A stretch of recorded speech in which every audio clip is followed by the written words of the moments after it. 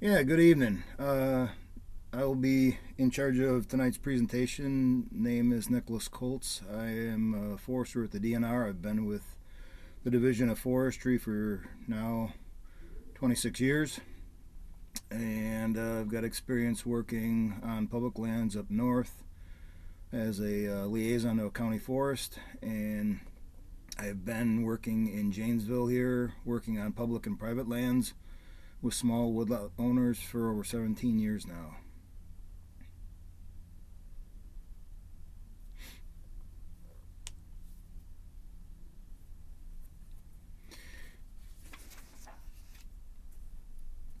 Yeah, so just start off here. I think everyone's got the PowerPoint in front of them, but we're just going to go over tonight treating invasives, some of the management techniques. We're going to go over some of the problem species that you're prone to find in your woodlots. We're going to deal with everything from like invasive species, the herbicides to treat them, different control methods. Um, Hopefully, when the presentation is done, you want to jot down questions as I go along. Uh, Hopefully, I can address them at the end and get answers to your questions. So,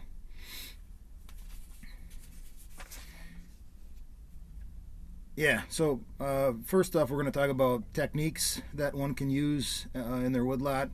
One of them is simple, like piling brush piles for mammals or even amphibians. Um, Firewood collecting, the creation of food plots to attract game, girdling of trees to thin out trees in the overstory, pruning, which comes into play many times with high quality hardwoods, thinning, and trail and road establishment and maintenance. Yeah, so real quick here, a very simple technique that one can use in their woodlot to attract mammals and hold mammals on their property. Often this is considered like rabbitat. You may have heard the term, but this can be great habitat for rabbits on one's property. But if one is clearing invasive and they've got brush that's on the ground, or if they're pruning trees, if it's storm cleanup, you can pile that material in one location, and it basically serves a second purpose in attracting wildlife and holding them on your property. Uh, Firewood, and throughout, when I looked at the selection of people who from the counties that they joined, um, these are all wooded areas where we do have some pretty high quality hardwoods, and a lot of these high quality hardwoods do produce great firewoods. So anything from typical your white oaks, red oaks, shagbark hickory, and even some of the invasives that we can find in woodlots like black locust. While it's a real pain to control on a property, it makes phenomenal firewood. Um, when you're cutting firewood, if you're new to owning a woodlot, you're going to want to know what you're cutting, and so tree ID is paramount before you start felling things and getting stuff on the ground. But uh, tree ID, I believe, was covered in the first session, so you guys are up to speed on that. So we're good with that.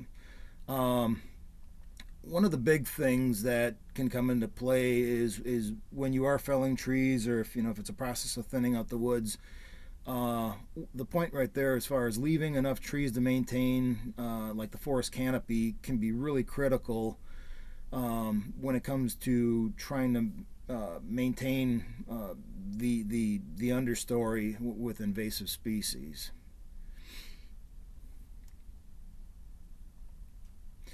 This graph here is pretty handy. You can see that it lists everything from the heat value from high to low. So, you know, in some places, if we get up near along the lakefront, you can find beech. It's not too common. If you get inland, its numbers drop off pretty quickly. But beech, I had mentioned black locust is an incredible firewood. Hickory, your oaks are always great. A word of caution: if you are cutting black locust, is black locust. Actually does split pretty well if it's green and you just felled it and you're trying to split it.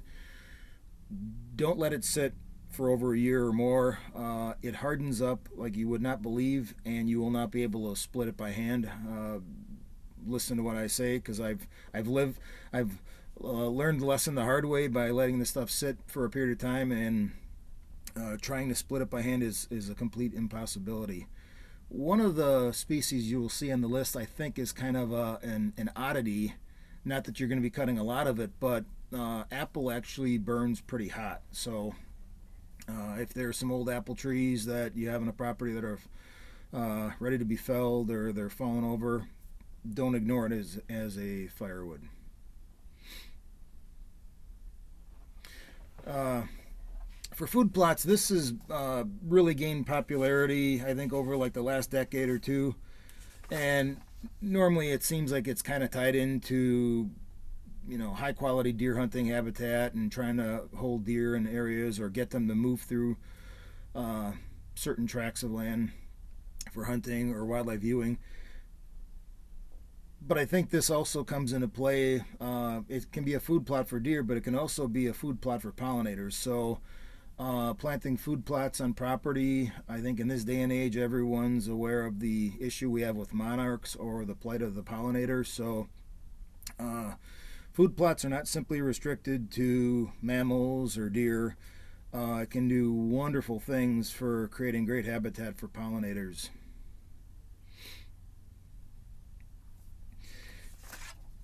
Another technique that can be used to take trees out of the overstory without actually felling the tree is girdling. And so if one has the time and the wanting to, sure, they can go fell a tree that is, maybe not a preferred tree in the overstory, but once the tree hits the ground, the work begins to buck it up and so forth. And so girdling actually can be really, really effective at taking trees out of being competitive in the overstory, but you never really have to, the tree's never hitting the ground, you're not felling it totally, you're just removing it from being a green competitive forest during the growing summer in the overstory. What you see here in this photo is a classic like double girdle where they've actually peeled the bark off. You can go to this level. Another option too is that works really well with a two-person team is to do a single girdle, and if you follow up and have the person behind you with a backpack sprayer spray that girdle cut with the appropriate herbicide. You don't have to always do a double girdle cut. A single girdle with a follow-up herbicide application works really, really well. As a side benefit to taking some unwanted trees out of the overstory, as far as being competitive, is these snags offer great and critical habitat for bird species. So sometimes a dead tree's worth a lot more to the ecosystem than a live tree. So a little bit on pruning here. Not going to go into it too much, but what you see with the steps, the cuts, the 1, 2, and 3, these are fairly important. If you don't do them in the right order, what you end up getting is the bark. If you cut down on cut number 3, if you were to do that solely and start from the top and go to the bottom of the limb, what's going to happen at some point when the limb flops and falls south, it will actually peel off bark from the tree and do probably more damage than what you wanted to originally with your pruning effort. Pruning is the best time to do pruning, or I should say not the best time, but the best case scenario to do pruning is really on high quality hardwoods. And this really comes into play with like walnut, when walnut are in like a large sapling or small pole timber size class. To really get walnut value out of walnut, you want really straight poles, that are going to be bigger than 18 inches, ideally 30 inches, but you want at least that lower log, that lower 16 feet, to be clean. So pruning is really, really, really important for high quality hardwoods. It can also come into play with if you have conifer stands. There are some issues with forest health, with some issues with too much moisture being held in the understory. So actually pruning up hardwoods to create better airflow can actually serve as a forest health concern. Thinning. This is also known as like timber stand improvement, TSI. This is you can fell trees through thinning. We also talked about girdling earlier. They both have the net same effect. So we're thinning trees to remove poor form trees out of the overstory, trees that are of maybe poor merchantable value down the road, maybe trees that are of poor ecological value. A good example would be, just say we've got a box elder or elm growing or maybe even outcompeting, say, a white oak or shagbark hickory. Well, we do know that the white oak and the shagbark hickory produce hard mast. They are both great wildlife species, have merchantable value down the road, and we know that box elder, even though it is a native species, doesn't do much for wildlife and has really like no economic return down the road.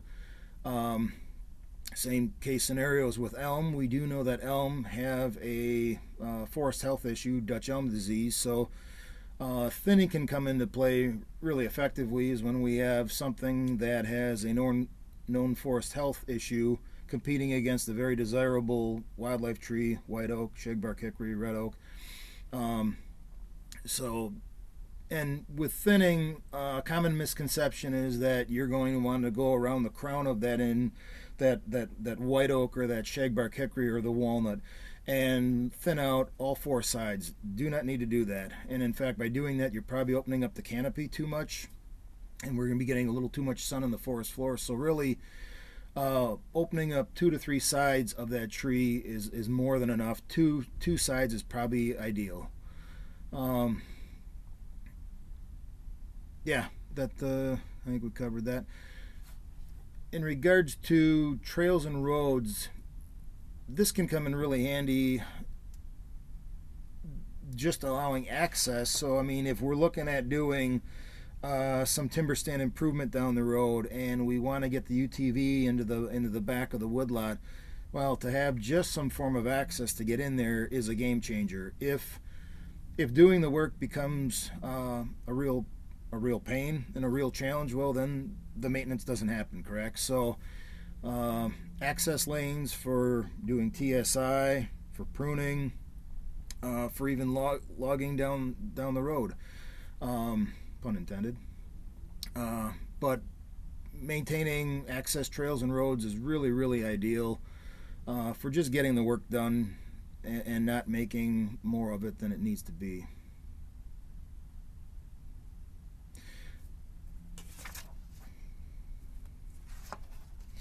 Okay, so this part of the presentation, and I know Ben Ross, as a private land forester and public land forester in southeast Wisconsin, would really agree with this. But the importance of invasive species and the possible control of them is probably the most important work you can do on your property. When a woodlot becomes overrun by invasive species, and in southern Wisconsin or southeast Wisconsin, the two big ones that we deal with that are really problem species are going to be buckthorn and honeysuckle. When, say, buckthorn gets out of control, it really changes everything you do. And if you really have a problem with a dense understory of buckthorn, you probably don't even want to do thinning. So that, having that competitive issue in the understory of buckthorn, kind of negates the options we have down the road for maybe thinning and some other girdling opportunities. So, like I said, I meet most landowners if they're new to land management. When I first meet them, the questions are, well, what can we plant? We're thinking about planting these kind of seedlings. And realistically, more times than not, I'm telling landowners what they should be killing versus what they should be planting. Sounds a little negative, but living in, and managing land in southern Wisconsin, invasives can really be a game changer. And I think out of everything we're going to talk about tonight, invasive species and the control of them is paramount. So we already kind of touched on some of this, but the issue with native species, if you think about it, before white settlement, in the eastern U.S., all these native species had formed niches, right? The ecosystem had been evolving through the millennia, so there were checks and balances on all species, and things were kept in check through just control methods, or natural control methods. With the advent of bringing in non-native species to the East Coast, to the Midwest, to the entire U.S., we're bringing in sometimes species where it was not done obviously intentionally, but we brought in things from Europe, or things were brought in from, say, Asia, and these species come in, and there's kind of an unoccupied niche for these species. What ends up happening means there are no there are no controls on these species. They are new to the ecosystem, and as a result, they run roughshod over a lot of the native species that we value so much. Okay, I already kind of touched on this, but the big thing is, because they occupy, or they have this unoccupied niche, and there are no natural controls on exotic invasive species, they tend to outcompete all of the native stuff that we either enjoy, for wildlife reasons, for timber sale, for products, even aesthetically. A lot of the invasive species fill in woodlots to a point where the average landowner can't even enjoy the visual aspects of their woods. I had mentioned earlier, the buckthorn and honeysuckle. You'll see, I think it's 0.4 or 5 down. We imported them, buckthorn, honeysuckle. If I were to just mention to somebody before I even met with them on their land, as far as what's the most important thing you could do, I would probably mention trying to minimize buckthorn and honeysuckle. They are woody species, and by a result of that, it means every year they put on more and more growth. And so if we have a good example, would be why they're such a problem, is if we have another understory in an oak woods and it's solid buckthorn. Well, if a nut from a shagbark hickory falls, or an acorn from a white oak falls, there is no chance that acorn or the nut has any chance of ever germinating and growing, because of that dense understory of buckthorn. So it really is a game changer and cannot be stressed enough. Okay, so the 3 steps here, if you're new to, and some of the people listening in tonight may have a pretty good grasp on what's going on in their woods. If you're new to woodland management or woodlot management, and you just bought property in the last couple of years and you're excited about what you got, it's a good idea to just get an inventory on what's going on in the property. And if you don't feel comfortable doing that, there are numerous consultants, private land consultants, forestry consultants, who could come out on your property, cruise the property, or inventory the property. They will grid the entire property, take structured plots, and like I said, if you don't feel comfortable trying to put together a map and an inventory on this, there are consulting foresters who can do this for you, and they can help you with ID just as well. So and then once you do get a good inventory on it, knowing about some of the specifics on each species. So why is buckthorn so bad in your woods? Why did it get to that level?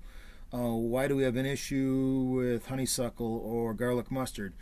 And then knowing the specifics about those species, what makes them so competitive, will help you in controlling them down the road.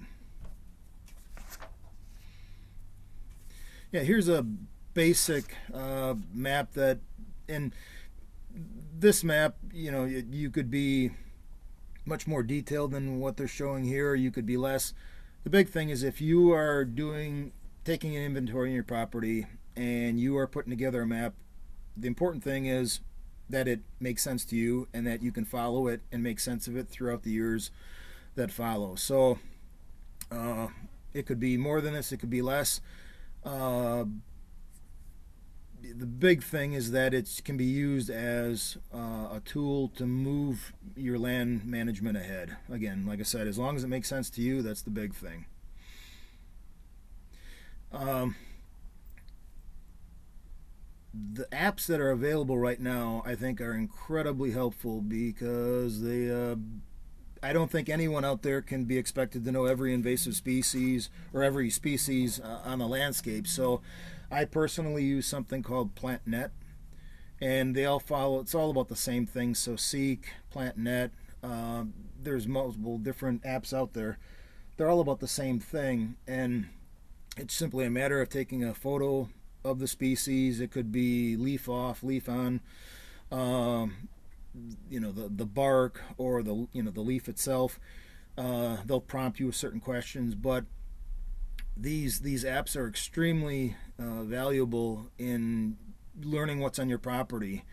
There are certain ID cards that you can get from, say, a local DNR office on some of the common invasives, but there are just going to be things in the landscape that we don't have maybe publications for. And the apps, like I said, PlantNet I use, it's really user friendly, and to be honest, if I can use it, pretty much anyone else can.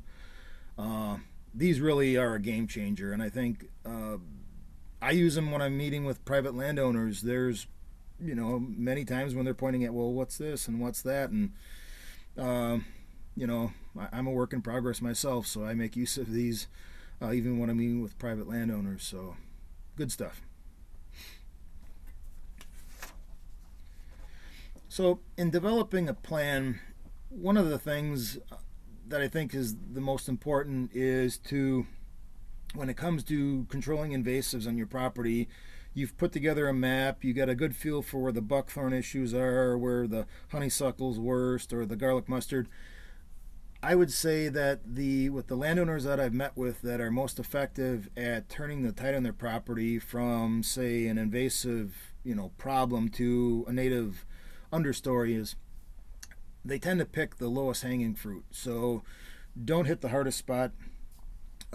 While it may seem to, you might think that, well, if I hit this real problem area, I'm eliminating this major seed source. True. But I think from most landowners, if you hit the lowest hanging fruit and you're new to the invasive species, say, control process, is it builds confidence, and you can start to get some momentum and kind of a plan of how you're going about it. Most landowners probably have a day job, they're not all retired, and so they're weekend warriors. So figuring out what works for you on your property is key.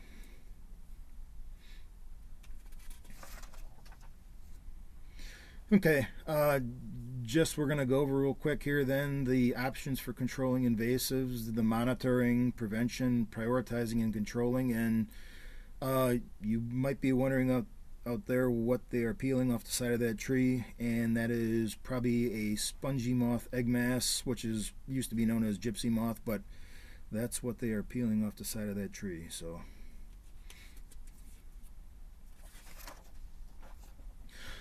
monitoring, this is something that definitely is not a one and done.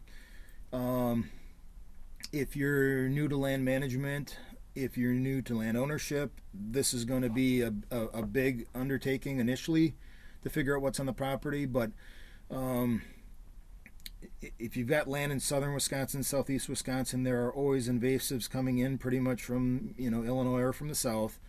That tends to be the typical flow of where we see invasives coming in from. So you may have had the buckthorn and honeysuckle 95% controlled in your property. That doesn't mean you're in the clear. So being cognizant about what's going on in your property, trying to grid it if you can. Try to walk as much of the property at least once every year to get a good read on Is there something new springing up that I have not seen before? This is where some of those apps can come in handy. If you're out on the property, pull out your phone. If you just can't identify what this this green leaf is, pull out the phone, identify it, and if it's something new to the property, definitely document it, put it on the map. But yeah, monitoring is something that will never go out of style. It's useful as long as you own the land. Prevention. We kind of touched on this a little bit earlier. So prevention, just from you can see in the photo here, they're using a brush to clean the soil off their boot that may have garlic mustard seed in it. The big thing is to minimize any place where invasives can come in your property. So a good example is maybe you had your UTV on your property in southern Wisconsin while you were controlling invasives.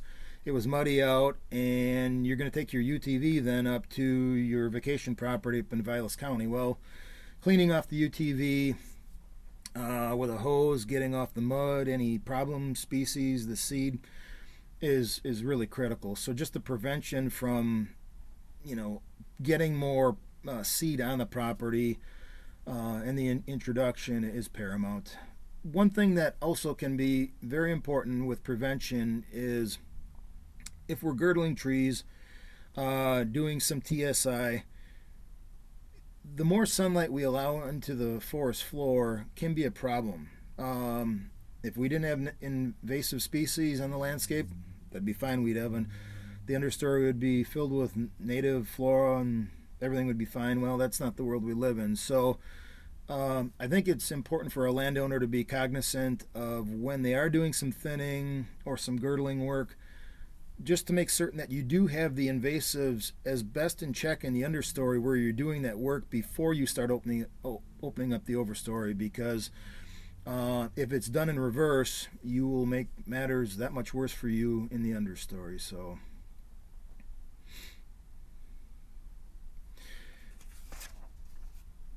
okay, prioritizing. If I had to guess what these people are doing here, it looks like with the bags, and it looks like it's during the growing season, that I'd probably guess that they were pulling and bagging garlic mustard, but that's my best guess. Prioritizing. There are certain species that are easier to control than others, and it's good to start, if you're new to land management or ownership, is to understand what you've got on the property and what the control methods are. So just talking about garlic mustard, which I think they're probably were collecting and bagging here. Garlic mustard, you have to be in it to win it. It is not an easy species to control.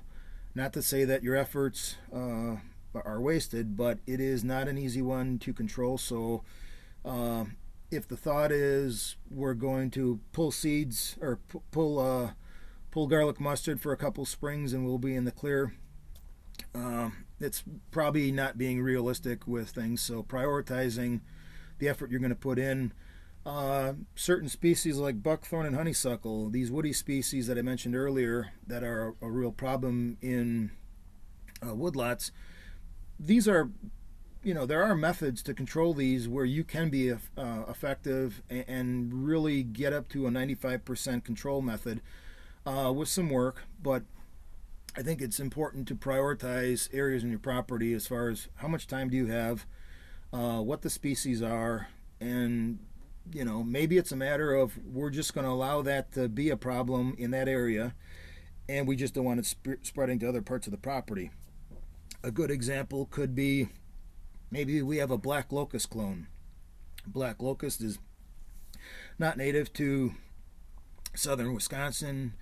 It was introduced to the state back in the 1930s. It's native to Appalachia, so western Pennsylvania, Kentucky, West Virginia.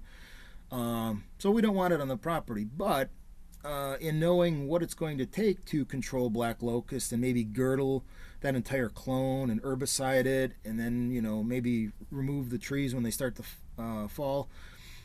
Maybe it doesn't even pay to go about controlling that. Maybe it's a matter of, as far as a prioritization of your property, maybe it makes sense to just say that black locust clone we're going to live with. We're just not going to allow it to sucker into other parts of the property. So understanding the species you got on your property, the density, some of the points of interest of the plant, how easily do they spread, and also how much time do you have to do this. So being real with yourself is key from the get-go. So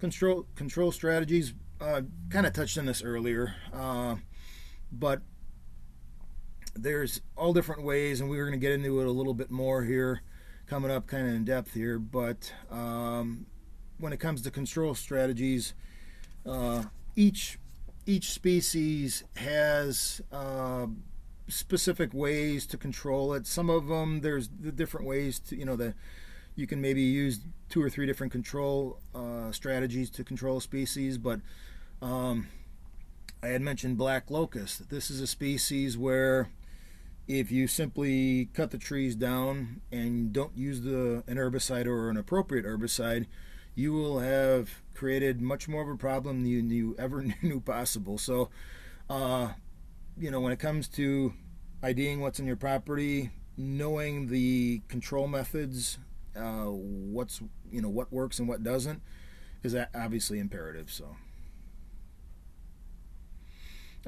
here's a list of different methods at work: pulling, cutting, mowing, grazing, girdling, prescribed fire, which has gained quite a bit of interest through the years,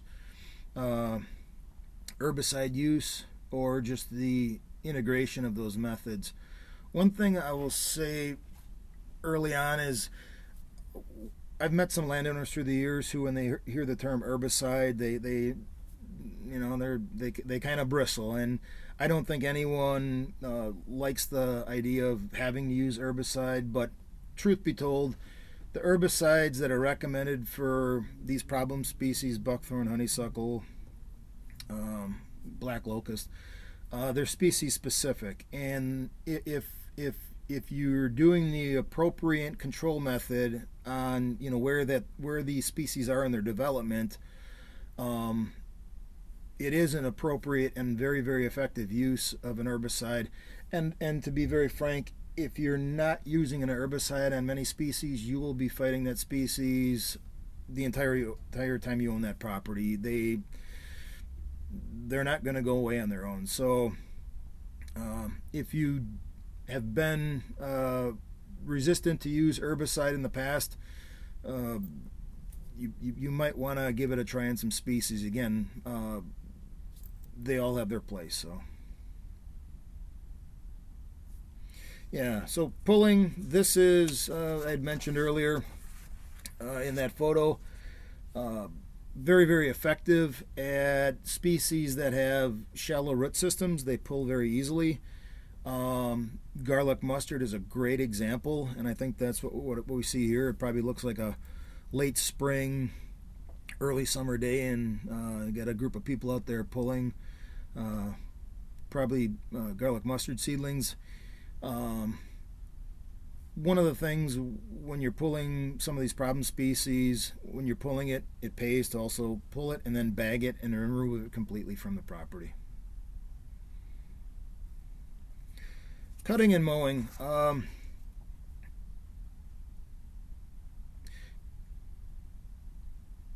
Yeah, so with cutting and mowing, timing is critical.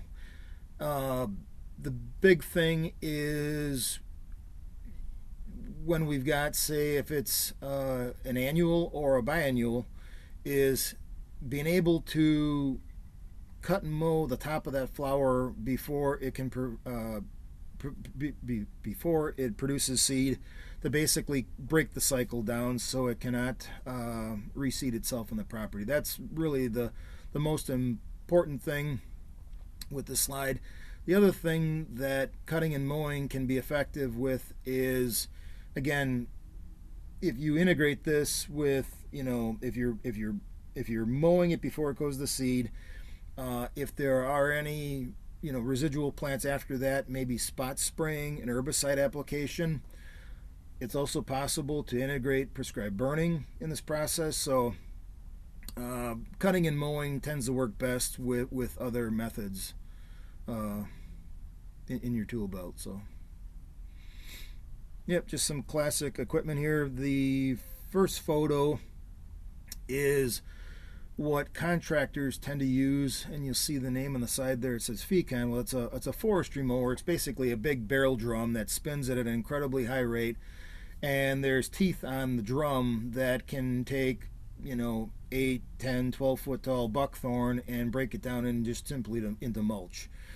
It's by the nature of what it's doing and at the efficiency that it's working, this is not a cheap equipment to have in your property. So if you're paying a contractor, they can do a ton of work very quickly. It does come at a cost. There is a point where with landowners,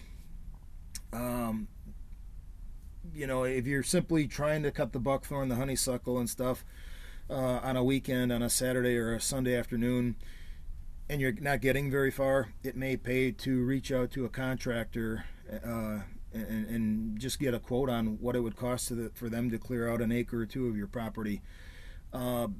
Ben and myself both work with contractors all the time, so if you were to call us up and if you wanted a list of contractors who do this kind of work, we can easily get that to you. The second photo you see there is a guy's using just a DR brush mower and kind of doing it on his own.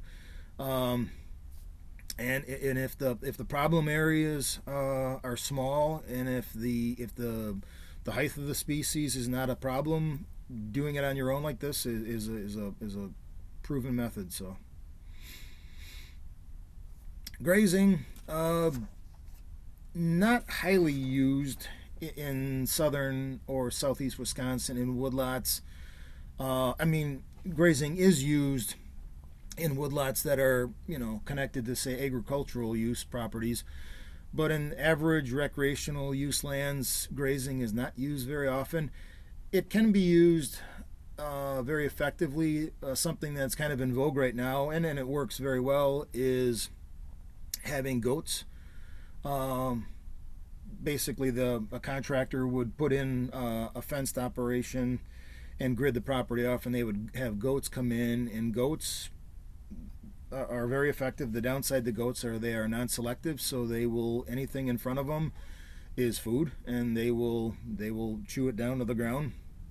But there is a place and time where if the land has been ignored or abused, and maybe everything there is invasive, or even if it's not all invasive, there are times when we can allow some collateral damage just to get over the hump, right? So grazing can be effective on certain properties, no doubt. Girdling, we talked about this earlier. The example they've got there is the classic textbook where they've made two girdles and they've peeled the bark, and this is the textbook way to do it. If a person doesn't have the time to go to this level, or if you're dealing with a clonal species like black locust or aspen, instead of doing the double girdle, a person can go through with like a two-person team. One person with a chainsaw puts one girdle in, and you want to make certain that your cuts connect on the backside. But one person does a girdle with the chainsaw. The second person comes through with the appropriate herbicide, and herbicides that girdle. Very, very, very effective at getting rid of problem species. Weed torches can come into play. This is actually a photo of a drip torch, but it all does the same thing. I know this is very, very effective. Just say you've got a problem with garlic mustard and you went out at the right time and you pulled all the stems you could, you bagged them, you got them off your property, but there's a couple isolated little areas that you just couldn't quite get to, using a torch is really effective on garlic mustard. So definitely a tool not to forget about. Prescribed fire is really, kind of come into its own over the last 10-20 years. And I think most people, when if they're not familiar with the use of prescribed fire, they often associate prescribed fire with like prairie management, and really it goes beyond that. In southern Wisconsin, a lot of our oak and hickory woodlands are, fire was a commonplace use. If it wasn't from a farmer burning through his woodlot years ago to clean up the understory, Native Americans used prescribed burning before white settlement to create areas that would attract game. So the important thing about prescribed burning, it is natural. The timing is important, but also the woodlots we have, and not only the overstory but the understory, these are fire dependent communities, meaning that fire is not an alien component. It's something that has been there through the millennia.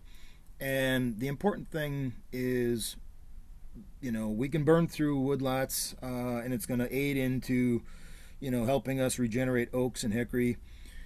A lot of the invasive species that we deal with, the exotic invasive species, they were brought in from non-fire dependent communities, so they don't like fire at all. A lot of them have very thin bark.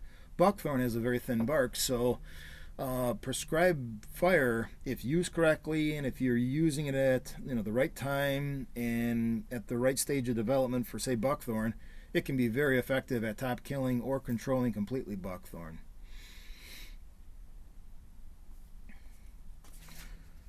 One of the things I want to mention about herbicides is you as a landowner can apply any non-restricted herbicide to your property as long as you are following the specs on the label. So if you own the land and it's a non-restricted herbicide, and as long as you're applying it based on what the label says, you can use it on your property. You do not need a permit from the DNR or from the federal government. Very important. Herbicide application definitely, and the way it can be used comes into play, and is really effective when you're using it, being cognizant of the size of what you're treating and the concentration. So we'll get into that a little bit more here. Yeah, so just the proper timing is everything with herbicides. So, there are pre-emergent, there's post-emergent herbicides. So a pre-emergent would be before the seedling is even germinating, actually, using the herbicide in that capacity. Most of what we're going to be using in a woodland situation is post-emergence, basically meaning we're targeting, visible leaves. We're using a foliar application, spraying it on a buckthorn seedling. There's quite a bit going on in this graph here, but the big thing is to look at, if we look at like the broadcast spraying column, and you look at the very bottom where it says the use case, broadcast spraying is important for large infestations. This could be an area where you're like, I'm not going to go in there and try to cut and spray each one. I'm not going to try to pull each one. I know I've got a problem area in here. We're going to come through and broadcast spray. And then if you go over to the next column, spot spraying, this is obviously very important, where it's just say we've got isolated little weeds popping up. Maybe we have already gone through broadcast sprayed certain areas, and now we're down to an area where we've got some good stuff starting to pop in the understory coming in, and we still have a couple little buckthorns or honeysuckles, maybe some box elder, what have you. But spot spraying can come into play in that case. The next column over, selective herbicide. This will be where and this may not come into play too much with what we're talking about tonight, but where we could be treating, using an herbicide that is going to maybe only impact broadleaves, and only that. So might not be as important to what we're going at tonight here, but worth mentioning. Non-selective herbicides. These are sometimes used just in a case of maybe with broadcast spraying, where we've got just a real high density of invasive exotics coming in, and this is going to clear out everything. So when you do use a non-selective, you have to understand that everything that is coming in contact with that herbicide, say it's Roundup, we're going to have a bare patch. So you have to be aware of and cognizant that in the coming years, that's going to be a bare patch of vegetation, and we're probably going to have annuals and biannual weeds coming in. So if you're using a non-selective herbicide, you may want to have a backup plan on planting something there right on the heels of the application to get something established before the weeds take a hold again. So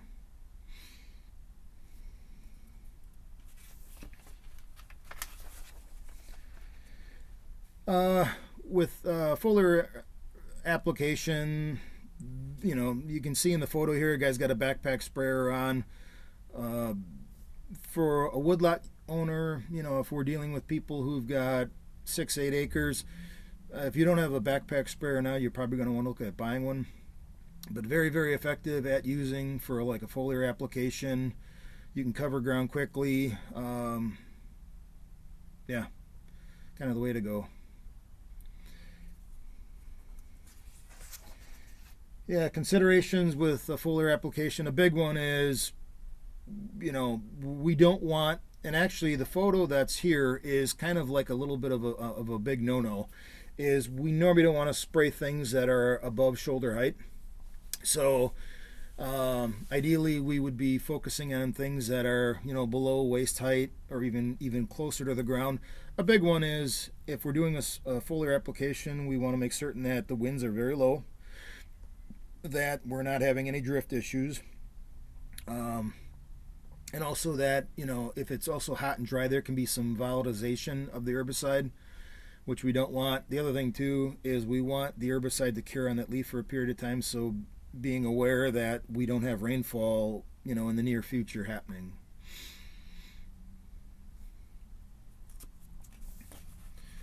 This just goes over some of the different herbicides used. I had mentioned before Roundup. Roundup is very potent. It has its place, but kind of know what you're getting into on how impactful some of these herbicides are. The next method of treatment after foliar would be cut stumps. So now we're going from seedlings that we were treating with a backpack sprayer. We're spraying little buckthorn seedlings. That would be the foliar application. The next step up would be a cut stump. Say we're dealing now, we've got big buckthorn in the property, and you can see in the photo there that the person already cut and felled the problem species. It's laying on the ground there, and they have mixed the herbicide with a dye, which is really, really important because you can keep track on where you sprayed. The cut stump method is really valuable from say when you get from 1 inch to 5 inches. This does take a little bit more time. You have to not only cut the tree down, you have to kind of in some cases wrestle it to the ground if it's tied up with some other things, but very, very effective. The nice thing about a cut stump too is all you have to spray is that inner side of the bark. So that cambium area is all you need to treat. That's the growing part of the vegetation. So a little bit of herbicide goes a long way. Yep, this photo just shows, you can see here we got a buckthorn where somebody cut it and didn't treat it, and this is the flurry of growth you get afterwards. So a big one is just, again, I had mentioned earlier, be aware that, if you're, going to go out and do a cut stump application, make certain you're treating it within, say, the next 8 hours with an herbicide. Again, this stuff works really, really well if you've got a two-person team doing it, one person with a chainsaw or brush saw, one person following up with a backpack sprayer. But yeah, if you don't treat a buckthorn stump, this is what you get down the road. So herbicides have their place. Here's just some more breakdown of some of the herbicides that are effective as a cut stump. But yeah, you can see here they're obviously using a colorant, but super effective if you've got scattered stems and you're kind of working through a woodlot and you're starting to weave back and forth and you're losing track. The colored dye is really, really handy. So this method, I think a lot of landowners are going to like this quite a bit. Basil bark treatment is, you can see here, this guy, it's a solo treatment. He doesn't need anyone with a chainsaw ahead of him. He's coming through, the herbicide is mixed with a bark oil, and he's treating basically that lower like 12 inches of bark, treats the oil or treats the stem and walks away. Basil bark spraying is really, really nice. Now, you don't want to do it during high sap flow, so late spring, early summer, don't want to do it, but you can do this during the dead of winter. So as long as snow is not preventing any access issues to that lower 12 inches of bark, you can do this during the dead of winter. Yep, and so this kind of just goes over what we just talked about. Tends to be really, really effective if you have smooth bark species, but we've used this on black locust, which doesn't exactly have smooth bark, and it still is very effective. An important thing with basil bark treating is, because we're simply spraying an herbicide on, in the case with this, a colored dye, you really can cruise. You don't have to worry about felling stuff. There's no chainsaw, no mechanized machinery involved. Basil bark treating, you can move very, very quickly on a Saturday morning with a backpack sprayer in your back, getting a lot of good work done quickly. Yep, just this kind of covers what we already talked about. It says timing any time of year. True. If I was out doing this, the only time of year I might avoid a little bit would be that late spring, early summer when we have high sap flow. But yeah, you could go out do the basil bark spraying right now, as long as snow is not a problem preventing access. Basil bark spraying is kind of the way to go. Hack and squirt is exactly what it looks like. You would use a hatchet or an axe, and you're basically just breaking into 1, 2, 3, or 4 sides of the target and injecting an herbicide. Works very well. I've had contractors do this on state lands on black locust, and it's proven to be very, very effective.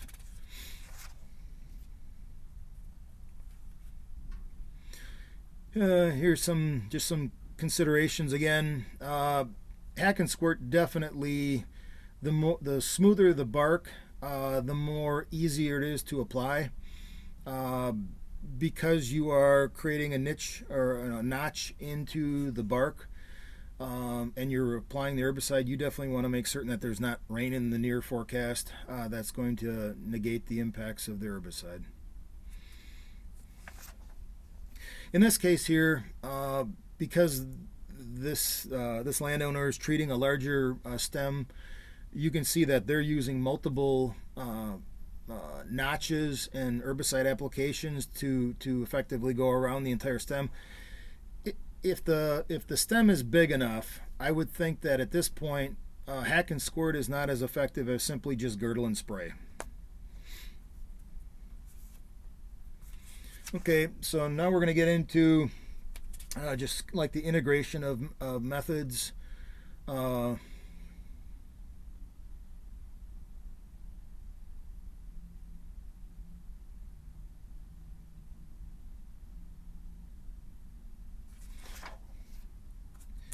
Yeah, so invasive plants and their control methods. You can go to the next slide.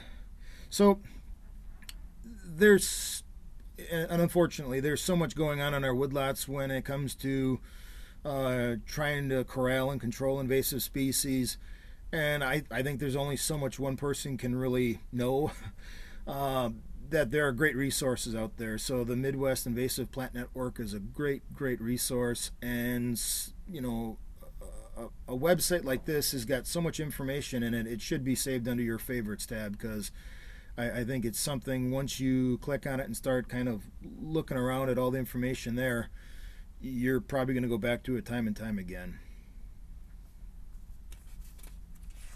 Yeah, these next couple slides are just kind of showing you what's available and how you can use certain filters on the website to get the information out of it you want. Yep. Okay.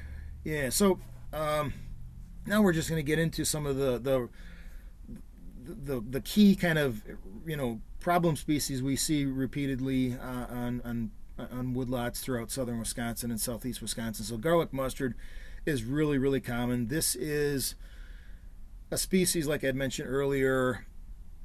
If you're going into it thinking that you are going to control the species 99-100% in a 5-year period, you're fooling yourself. It puts out a ton of seed every year, and the seed remains viable in the soil for a long period of time. So when you get into controlling garlic mustard, be cognizant of what you're dealing with. The other thing with garlic mustard is, from a tree regeneration standpoint, we don't really look at garlic mustard as being a real problem. The real issues that we're concerned about when we're looking at regenerating the understory of a forest, it's more the woody species. So buckthorn, honeysuckle, box elder, mulberry, the woody species are more of a concern. Not to say that controlling garlic mustard is unimportant.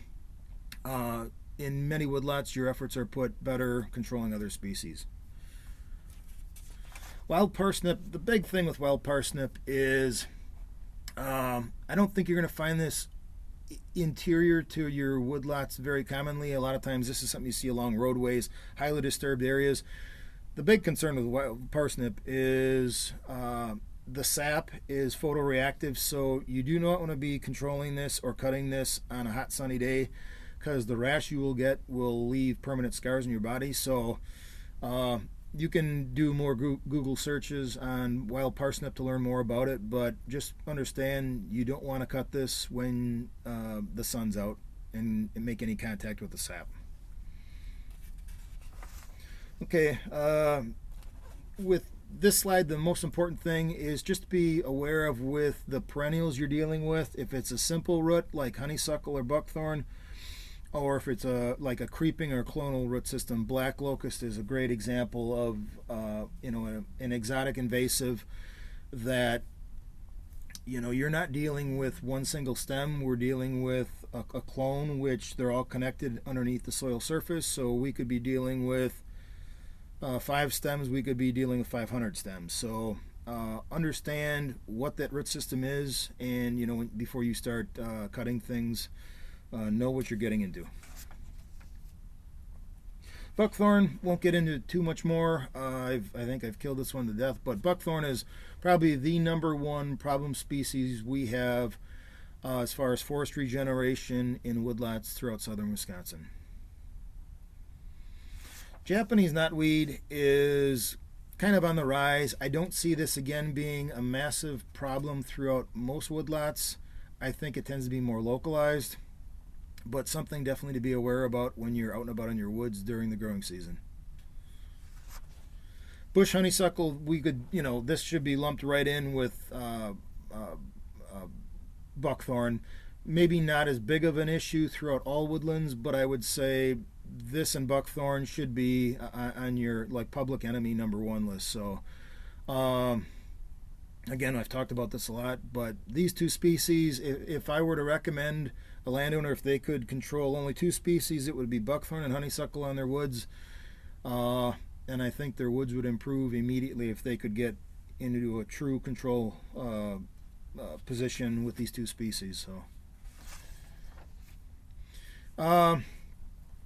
not too much to talk about here. This is where the apps on your phone can come in handy. Some of the differences between sometimes a native versus a non-native can be really really discreet. So using an app on your phone can really help you decipher through that. Japanese barberry tends to be, I think, a little bit more localized again. Yeah, not a major problem throughout most woodlands, but something to be aware of and stay on top of. Autumn olive is definitely a localized species where when I was looking at the amount of people in the counties that signed up for the presentations, I see that there was a decent amount of landowners from Washington County. I live in Washington County, in southern Washington County, and autumn olive is definitely maybe not a major invasive in that area, but it's in localized areas it can be a problem. So I don't see a lot of it in Rock County where I work, but this is definitely a localized species that you should be aware of and be on the lookout for.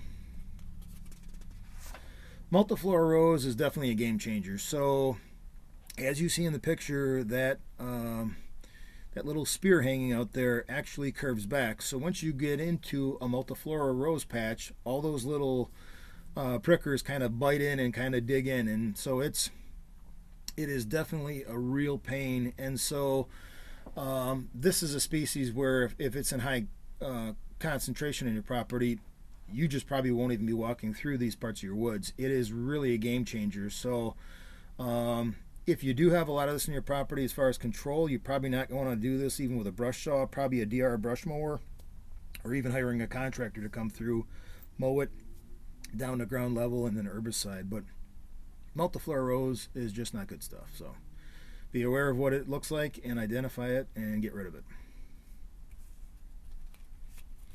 Oriental bittersweet is becoming more of a problem, but still it tends to be a little bit more localized.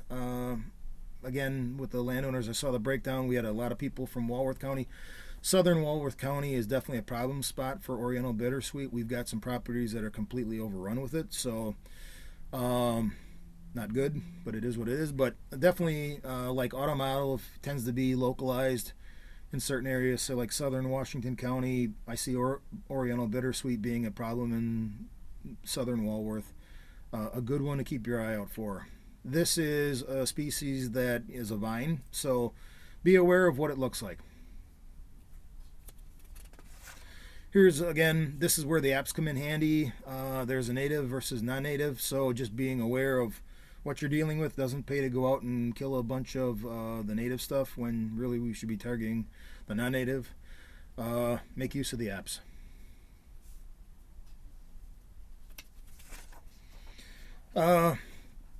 So these are jumping worms are, pretty crazy if you actually see them in real life. The top bullet point, it talks about they thrash, spring to the air, and even shed their tails to try to escape. Yeah, they do all this. It's pretty crazy stuff. I think the second bullet point takes most people by surprise, but all earthworms in Wisconsin are non-native. So I think when people dig into their backyard and they're working with the soil, they see these earthworms and they say, well, how can that be? Well, that's the moral of the story. But yeah, jumping worms are something to just be aware of, because the next slide will show you what if, with jumping worms, or invasive earthworms, if you have a heavy infestation, what it ends up doing to the what's considered like a healthy leaf litter layer, they consume all that, and the soil starts to break down, erode, wash away. So just be aware of, if you do see a worm that's jumping and moving quickly, do some ID on it and be aware of what you got. Again, a local problem, but all of these issues initially start off as a local problem, so keep your eyes out. Okay, we're going to get into something. It's not going to be really a long presentation on this, but small timber sales. When I saw the breakdown of the acreage of the landowners who are watching this conference, there was a whole bunch of them that were in like less than 8 acres. And in general, if you're dealing, if we were dealing in northern Wisconsin with pulpwood species, aspen and balsam fir, and we had 6 acres, we really can't do anything. We don't have a lot of tools available to us to get management done. But in southern Wisconsin, we have much better soils, much better growing conditions, longer growing seasons, so we have a different list of species in the property. So if you have 6 acres and you've got some nice high quality walnut, you've got some nice high quality white oak, hickory, black cherry, it's a game changer. And so even if you own land up in northern Wisconsin and you've had trouble having a timber sale on maybe a small acreage, in southern Wisconsin, if you have the right mix of species, timber sales are definitely a possibility.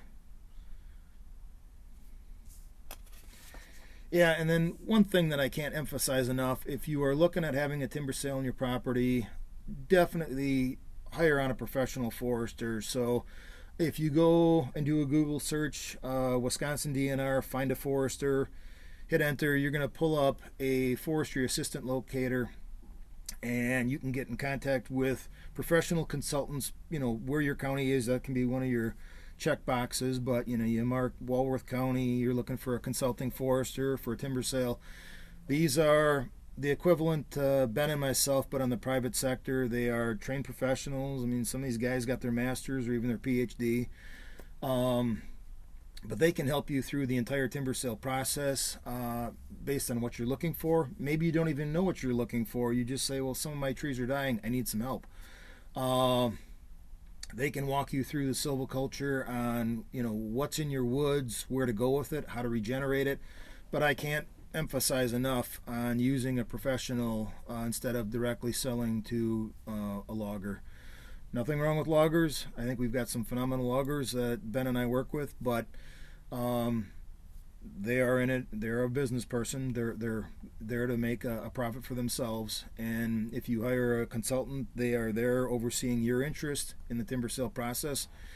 When you hire a consulting forester, you will never be burned with the final outcome. And this slide can come into play with if you do have some really small woodlots and maybe you've got some neighbors nearby who've got interest in maybe having a timber sale, combining the timber sale instead of you having 4 acres and the neighbor having 3 and someone else having 5. Okay, now we've got 10, 11, 12 acres, and combining timber sales can definitely pull in a lot more interest from a logger to get the management done. Real quick, I think this is the last slide we got here, but native seeding and planting. And I had mentioned earlier, so this kind of can come into play with just say we've gone in, we had a problem with garlic mustard, and maybe we had a problem with buckthorn seedlings, real dense concentration, and we went in and did a broadcast spraying to hold that site versus allowing to just whatever to take its course and whatever weed seed to fly in. After we clear out an area of invasive, sometimes going in with native seed, be it like grasses, can be really, really effective. Native grasses to basically seed that area and control it, lock the site in to minimize invasives on that tract moving forward. So this kind of covers that right there. And also some of these grasses, or it could be some forbs that you could plant too, can also be a food source for wildlife. So they can be used in spot applications very, very effectively. Yep, here we are at the summary, and I don't know, and Johanna can answer this, but I don't know if Ben's contact information and mine will be made available, but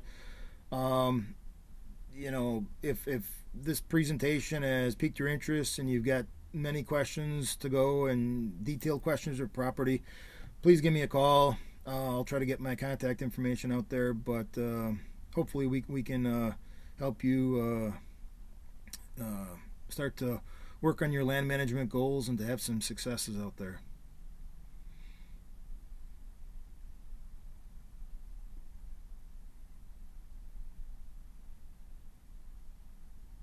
Okay. Okay. Nick, Nick, could you could you mute mute for a for a sec? sec? Awesome. Thank you. So we had some questions in the chat, but my awesome extension folks have been helping answering those questions. So thank you. And we are, we have about 20-ish minutes left. So I do want to give us a chance to kind of jump into breakout rooms so y'all have the opportunity to answer questions or get your questions answered. Um, we are not going to probably come back together afterwards. So I'll just say, if questions, feel free to head out. But if you do, or if you want to just stay and listen, that's great. Um, I will be sending out information with the slides that you saw from this week and last week. And once the recordings are done, I will also be sending those out to you as well. So you will have those as resources moving forward. Um, yeah, I think that that is everything. So we are going to, Keith, if you want to stop the recording now, we are going to just jump into those rooms.